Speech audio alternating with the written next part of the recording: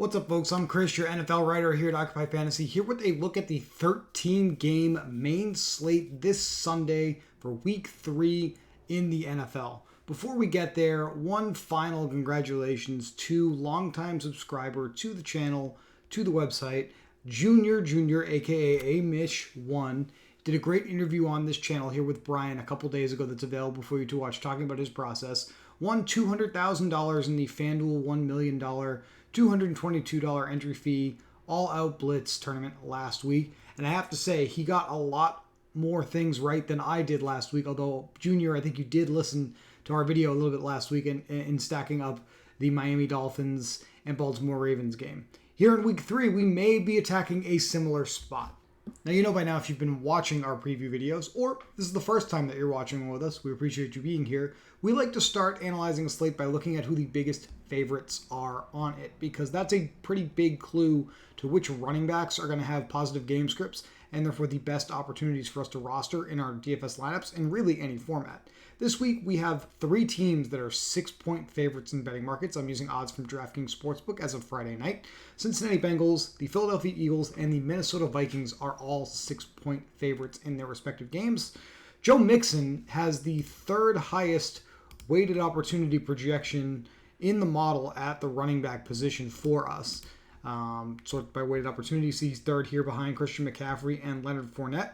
Joe Mixon is our favorite overall running back play on this slate on DraftKings and on FanDuel. Mixon has earned 70% of the team's rushes and 15% of the team's carries through 2 weeks of play for the Bengals, and now facing a Jets defense that is just 25th defending the running game according to Football Outsiders DVOA data. So this is a really good spot for Joe Mixon.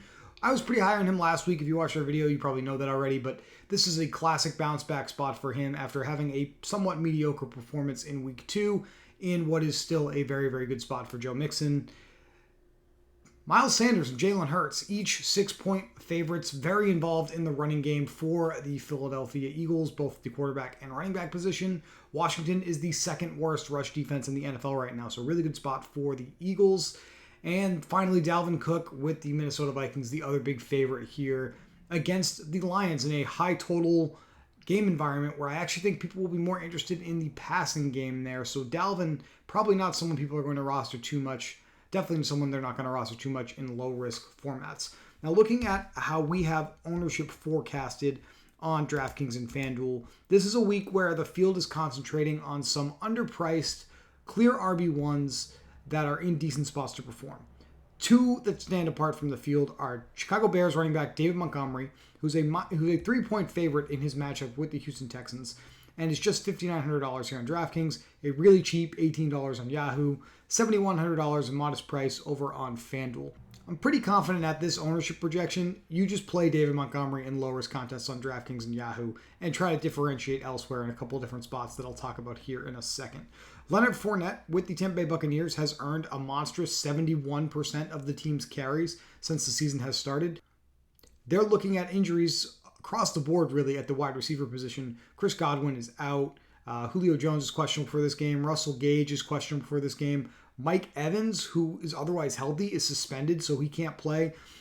Fournette has had just a 10% target share in the first 2 weeks of the season. A lot of variance still early on here, but he's in a spot where he's projecting to see much more work in the passing game now because there aren't really any other weapons available for Tom Brady to use. So Leonard Fournette going to be the 2nd most popular running back play on this slate, and probably for good reason. Playing in the late window, just $6,500 here on DraftKings, $27 over on Yahoo.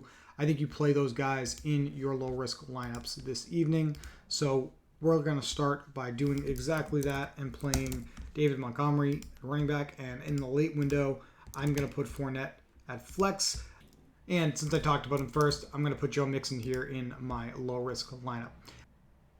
In low-risk contests especially, so not the millionaire maker like I have highlighted here, you want to play 3 high-upside, highly owned running backs pretty much every single week. Maximize the amount of touches that you're going to get in your lineups and try to beat your opponents with volume at these very key positions. Now, at the wide receiver position, it's very similar. We do want to maximize volume, but obviously we have to attack it a little differently. Our volume comes through only targets for virtually every single wide receiver in the league, and there are a lot of wide receivers that get a ton of targets, but a lot of them are just super expensive week to week.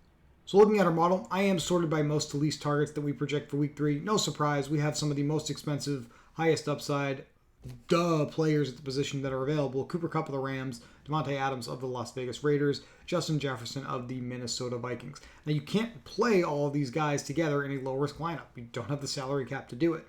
A clue to how the field is attacking, maximizing both target upside and ownership at the wide receiver position in their low-risk lineups is to sort by ownership directly. So what I like to do is look at the highest projected DraftKings ownership wide receivers on a slate. This week we have Amon-Ra St. Brown with the Detroit Lions as the highest owned wide receiver on DraftKings. Stephon Diggs of the Bills behind him. Brandon Cooks of the Houston Texans behind him. Those are 3 guys that I would expect to see played pretty heavily in low-risk lineups. Our ownership is designed for high-risk contests, but you can infer from this ownership who the highest owned players in low-risk formats will be. They tend to correlate pretty nicely together. Brown and Diggs especially are playing in games with 52, 52.5, 53 point totals depending on where you look. So I really think that you want to get at least one of these guys in your low risk lineup, if not both of them, if you can manage to do so. So I'm going to actually try and do that here. I'm going to take Amon-Ra and Stephon Diggs and slot them in. There are a lot of injuries that are dictating how people are attacking the week 3 slate. One of the biggest spots is the Green Bay Packers and the wide receiver position. So this is the injury report straight from the Packers themselves. We already know that Sammy Watkins is not going to play. So that is one key Green Bay player that we can cross off the list. Allen Lazard has been ruled in, removed from the injury report. He'll be the clear wide receiver 1. Who's going to be behind him starting as a wide receiver 2 or even the wide receiver 3? Some of the guys that you think would be out there, Christian Watson and Randall Cobb, both highly questionable with a hamstring injury and an illness respectively. That opens the door for rookie wide receiver Romeo Doubs, who head coach Matt LaFleur told reporters is probably going to have to take more of the load this week. Straight from the horse's mouth here, Romeo Doubs is going to be an excellent play in DFS in week 3, especially if both Watson and Cobb find themselves without designations come Sunday morning, just like Sammy Watkins. So in low-risk lineups, should that materialize, I think that you will see Romeo Doubs here from the Packers sneak his way into a lot of constructions. I'm going to take a leap of faith here and just do that right away. I think he's going to be a good play come Sunday, so I'm kind of thinking about ways that I can get him into my lineups already. The other injury situation to be aware of on this slate that has had a major impact here on Friday. Some early week content around the industry didn't necessarily cover this, but a lot of people have been good at covering this today. Los Angeles Chargers quarterback Justin Herbert really banged up his ribs on last Thursday night's game against the Kansas City Chiefs. He was a DNP in practice on Friday. He's listed as highly questionable. It has been reported that Chase Daniel took the majority of first-team snaps on Friday, obviously, because Herbert didn't practice. It's extremely likely Herbert's not going to play. The biggest clue that we have is that this game opened with the Chargers as roughly touchdown favorites. Total was around 47 points. Total is down to like 42.5 points, and the Chargers went from 7-point favorites to just 3-point favorites. So we've seen a 4-point line move back towards the Jaguars. That's a pretty good indicator that a quarterback is going to be out here for the Chargers. A good quarterback like Herbert is definitely worth 3 to 4 points on the line here. So with Herbert likely to be out, not a guarantee, obviously, I'm very interested in playing Jaguars defense in really all contest types, but at just $2,300 on for a defense here on DraftKings in low-risk contests, that's a spot that I'd like to be in, so I'm going to slot the Jaguars in as a value play on defense. At the quarterback position, there's a couple of things that people do in low-risk contests that I definitely mimic. The first thing is just jamming a high upside stud that is a dual threat quarterback. We've got a bunch of them on this slate. Josh Allen in a high upside spot against the Miami Dolphins. Lamar Jackson as a favorite against the New England Patriots on the road. Jalen Hurts, big favorite on the road against the Washington Commanders. One of the more attractive game environments on the slate. I don't necessarily have enough salary to do this in this build because I have just $1,400 if I want to play Jalen Hurts. Something that I likely can do is go down to the highest implied team total quarterback on this slate, and that's Kirk Cousins of the Minnesota Vikings, leading them into their matchup with the Detroit Lions in a 52.5 point game environment. Kirk Cousins just $6,700.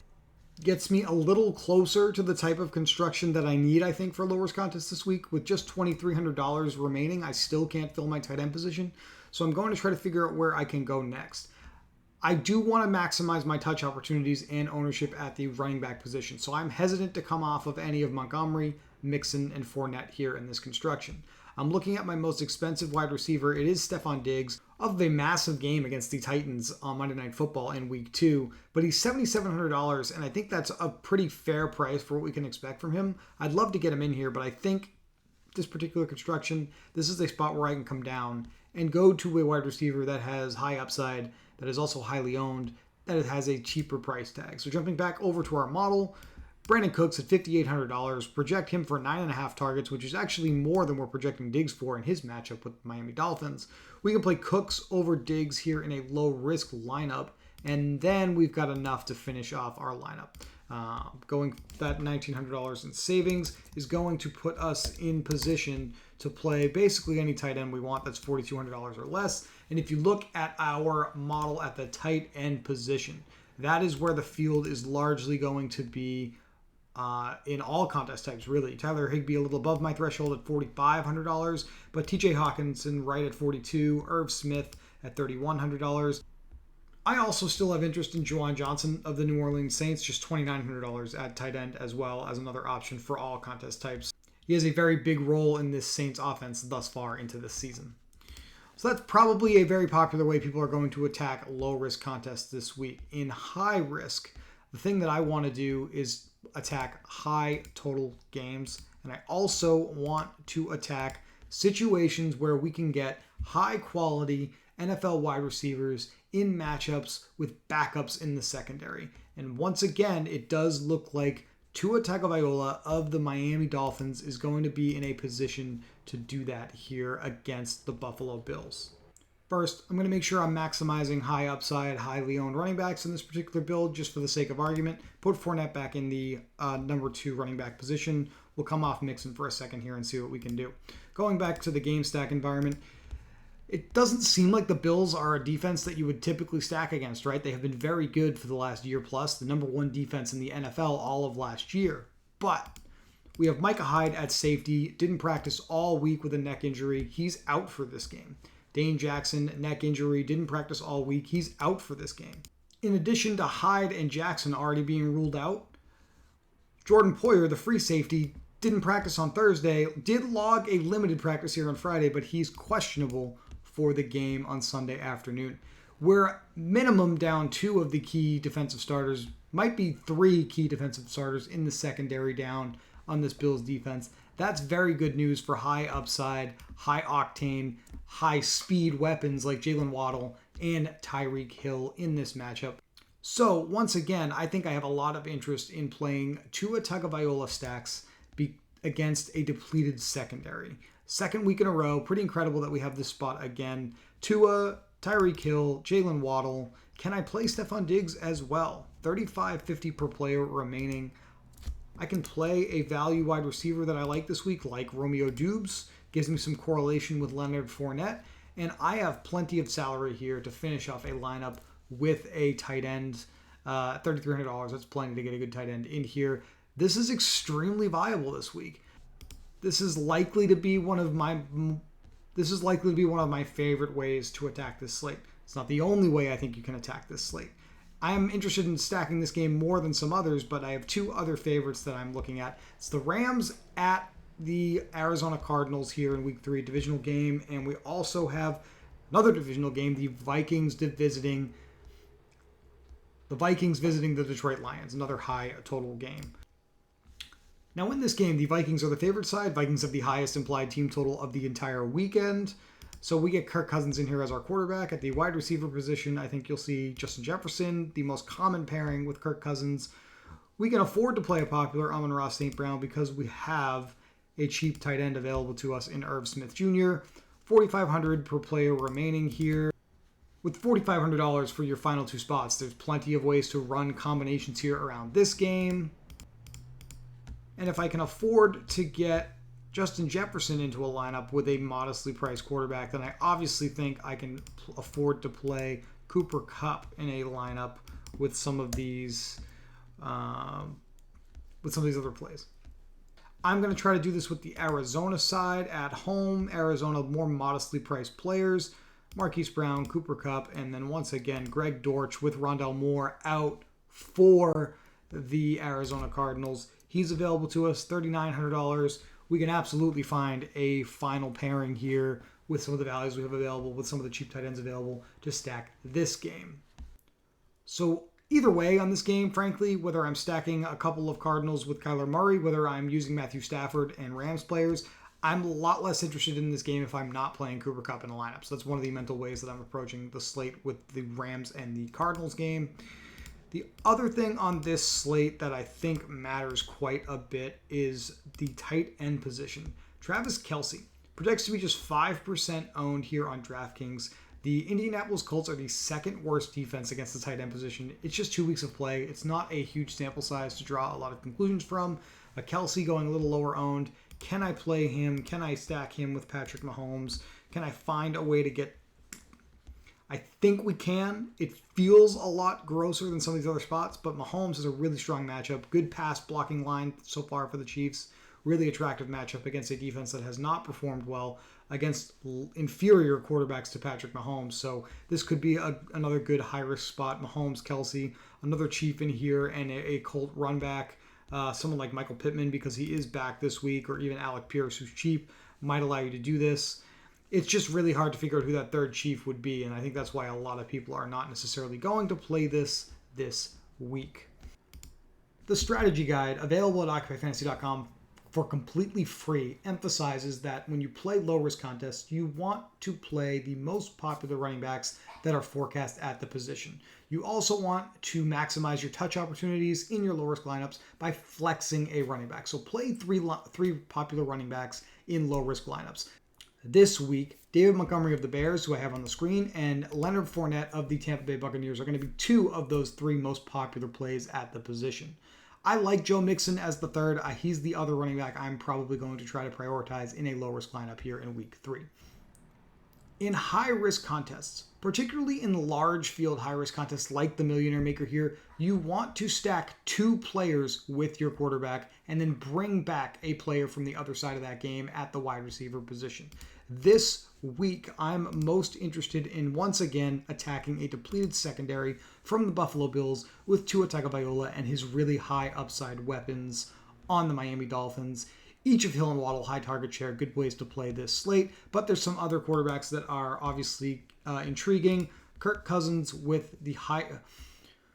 quarterbacking the highest team total offense of the weekend. Obviously some other high upside dual threat quarterbacks like Kyler Murray, guys that we can try to play this week in really any contests that are available to us. The Daily Plug at OccupyFantasy.com is live for week 3. If you're a member of the site, you can log on and you can check that out right now. If you're not a member, you can go over and subscribe and get access to not just the Daily Plug for our NFL main slates. We've got plugs for the Showdown games on Thursday, Sunday night, and Monday night for you. Brian's posting Showdown preview videos on Thursday and Monday for you. A lot of things going on here on the channel. Really appreciate you sticking around and watching these videos. You're the reason why we can do these videos, and that's what makes it really special. That being said, I know that about 75% of you now that are watching these videos are not subscribed to our channel. Would really appreciate it if you would take the second to hit the subscribe button, and that way you will know when we have some new content for you each and every single week. Good luck here in week 3, and we will talk to you once again in week 4 of the NFL season.